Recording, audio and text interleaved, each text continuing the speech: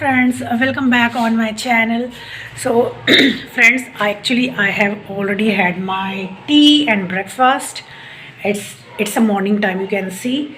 So friends, today in this video we are basically going to learn English through a game, right? And what kind of game is it, I will tell you.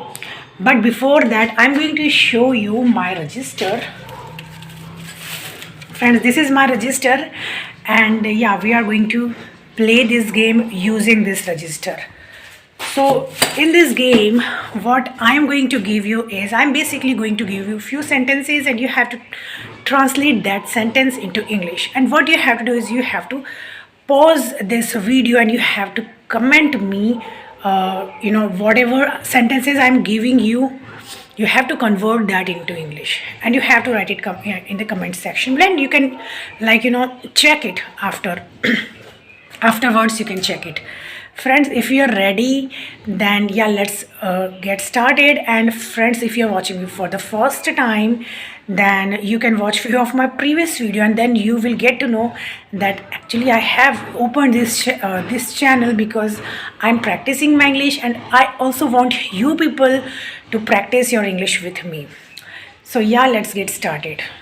Okay friends, so in this video I'm also going to talk in Hindi because that would be kind of beneficial for all those people who actually cannot understand English. Okay friends, so today in this video maybe I will give you 10 sentences and you have to write down all those sentences in English, and in the comment section below you can write that. Okay friends, so the first sentence, suppose हमें किसी पूछते हैं कि आप कौन से class में हो, आप उसका आंसर क्या दोगे, आप उसको इंग्लिश में कैसे पूछोगे. आपको क्या करना है, ये वाला जो सेंटेंस है उसको इंग्लिश में राइट करना है कमेंट सेक्शन में. आप इसे लिख सकते हैं, वीडियो पॉज करके आप जो है इसका आंसर लिख सकते हैं.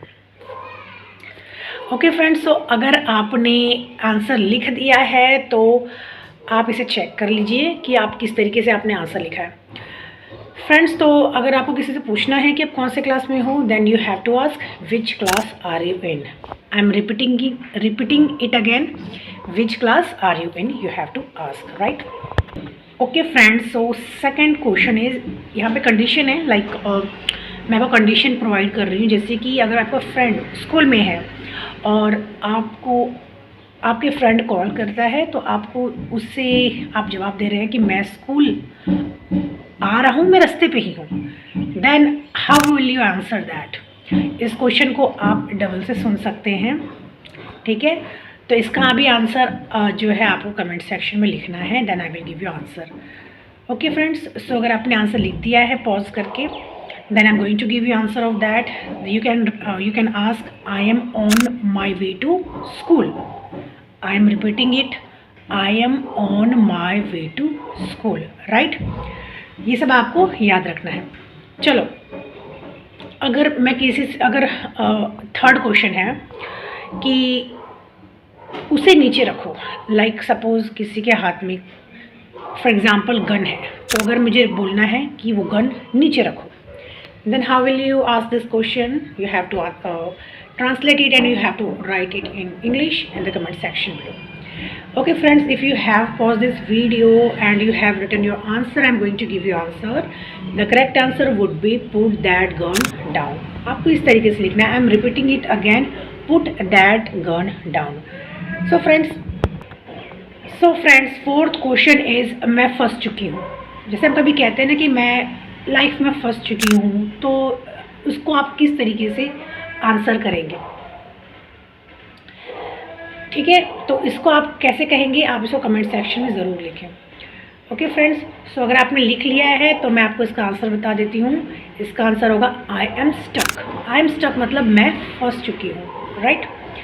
Now fifth question would be like, अगर मैं आपसे पूछती हूँ कि आप पंजाब में कितने टाइम तक रहे, ठीक है. तो इसको आप किस तरीके से लिखेंगे, आप इसको कमेंट सेक्शन में लिख सकते हैं. और फ्रेंड्स, जो भी मैं सेंटेंस आपको बोल रही हूँ आपको इसे यूज़ करना है इंटेंशनली.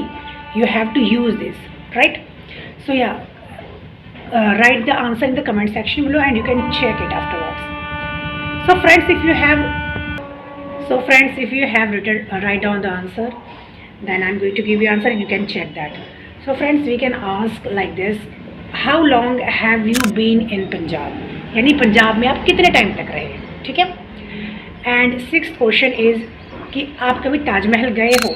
लाइक हम कभी क्वेश्चन पूछते हैं कि आप कभी ताजमहल गए हो या फिर कोई भी प्लेस के बारे में अगर हम पूछते हैं, उसका आंसर आप उसको कैसे आप इंग्लिश में पूछेंगे, आपको कमेंट सेक्शन में कमेंट करना है फ्रेंड्स.